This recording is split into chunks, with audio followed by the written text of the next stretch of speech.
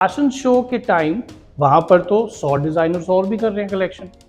अब आपके अंदर मीडिया इंटरेस्टेड क्यों होगी? तो इन दोनों चीज को बैलेंस करने के लिए सारे डिजाइनर एक रिसर्च टूल को यूज करते हैं। अब इस लाइकार्ट स्केल से अगर हम सच में दुनिया के सारे ब्रांड्स को देखें तो हम आराम से उनको इसके अंदर प्लेस कर सकते हैं। अब मैं आपको इंडस्ट्री का एक और सीक्रेट बता दूं, तो आप जब भी किसी ब्रांड में काम करने के लिए जाए तो उस ब्रांड को समझने के लिए सिर्फ उसके कैटवॉक ना देखें।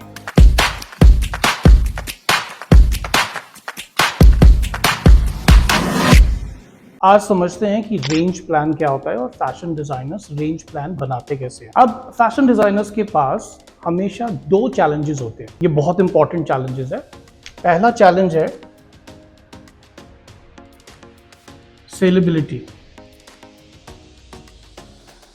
ठीक है, यानी कि जो आप कमर्शियल स्टाइल्स बना रहे हो सो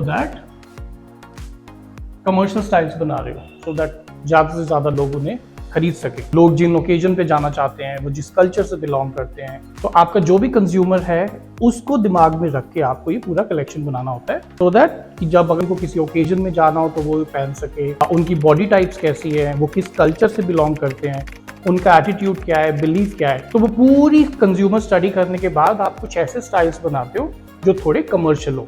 पर अब कमर्शियल के साथ साथ इसके अंदर कुछ नया भी होना चाहिए, नहीं तो जो हमारा कंज्यूमर है वो बोर हो जाएगा, ठीक है।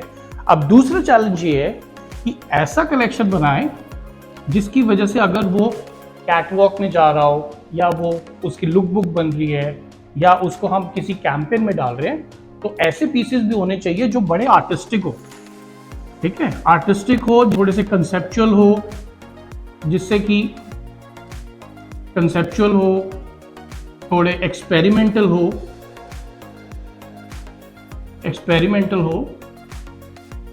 ताकि जिनकी वजह से आप नए नए कंज्यूमर की नजर में आओ, आप मीडिया की नजर में आओ। अगर आप फैशन शो कर रहे हो, अगर आप कैंपेन कर रहे हो, मान लो कि आप एक फैशन शो कर रहे हो। अब फैशन शो के टाइम वहां पर तो 100 डिजाइनर्स और भी कर रहे हैं कलेक्शन। अब आपके अंदर मीडिया इंटरेस्टेड क्यों होगी?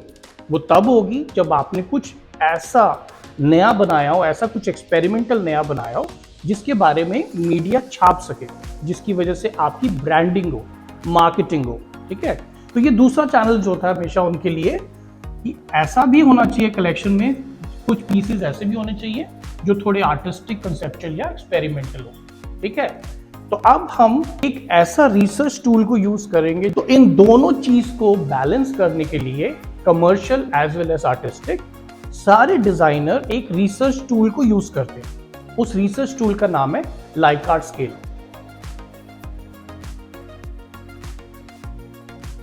ठीक है। अब ये जो लाइकार्ट स्केल होता है, ये समझ लो उसके एक एंड पे आर्टिस्टिक और दूसरे एंड पे कमर्शियल।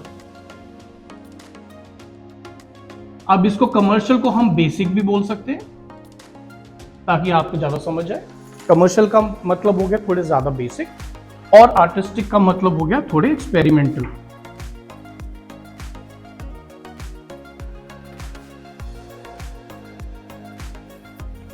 अब इस लाइकार्ट स्केल से अगर हम सच में दुनिया के सारे ब्रांड्स को देखें तो हम आराम से उनको इसके अंदर प्लेस कर सकते हैं। जैसे दुनिया का बहुत बड़ा लग्जरी ब्रांड है शनेल, तो शनेल कमर्शियल की तरफ ज्यादा जाएगा, वो लोग ज्यादा एक्सपेरिमेंट नहीं करते, ठीक है। तो शनेल यहां पर होगा, अरमानी ये भी यहां पर होगा, ये बहुत ज्यादा एक्सपेरिमेंट नहीं करते।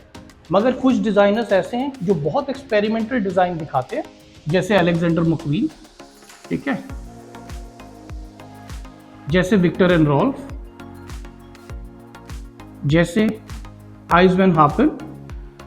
ये सारे डिजाइनर्स का जो स्लाइडर है वो आर्टिस्टिक की तरफ ज्यादा है और कुछ डिजाइनर्स है जो कमर्शियल की तरफ ज्यादा है, ठीक है। अब सोचो कि आपको एक ऐसा कलेक्शन बनाना है जो कि बिके भी और लोग जिसके बारे में बात भी करें। जब ये डिजाइनर्स डिजाइन करने जाते हैं तो वो हर एक पीस को बहुत ही कैलकुलेट करके बनाते हैं। जैसे कि अगर कोई पीस बना रहे हो, एक ड्रेस बना रहे हैं, तो उसका वो आर्टिस्टिक स्केल देखेंगे, ठीक है, artistic scale versus commercial scale.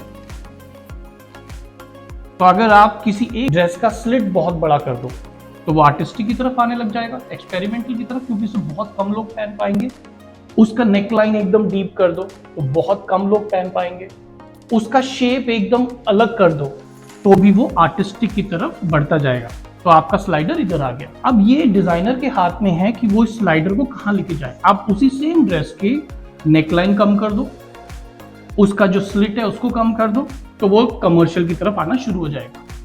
तो ये जितने भी elements and principle of design है ना, उनको डिजाइनर्स बहुत अच्छे से यूज करते हैं ताकि वो उसको या तो आर्टिस्टिक बना सके या उसे कमर्शियल बना सके। अब मैं आपको इंडस्ट्री का एक और सीक्रेट बता दूं जो मैंने अपने पिछले वीडियो में भी डिस्कस किया था कि सारे डिजाइनर्स अपनी कलेक्शन, ये मान लो ये पूरा रेंज है जिसके अंदर 10 पीस है, ठीक है, तो कुछ पीस वो बड़े आर्टिस्टिक बनाते हैं ताकि उनको हम शो में चला सके, कैंपेन में शूट कर सके, शॉप की विंडो पे डाल सके।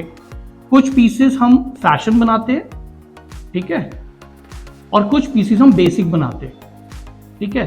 तो इस तरह से एक पूरी रेंज को वो बैलेंस करते हैं कि कुछ पीसेस आर्टिस्टिक बना दिए जो लोगों को दिखाए, कुछ पीसेस फैशन बना दिए कि लोग जब देखने के बाद बड़े इंटरेस्टेड हुए ब्रांड में, जब उन्होंने वेबसाइट खोल के देखी तो उनको ऐसे पीसेस मिल रहे हैं जो वो लोग खरीद के पहन सकते हैं, ठीक है।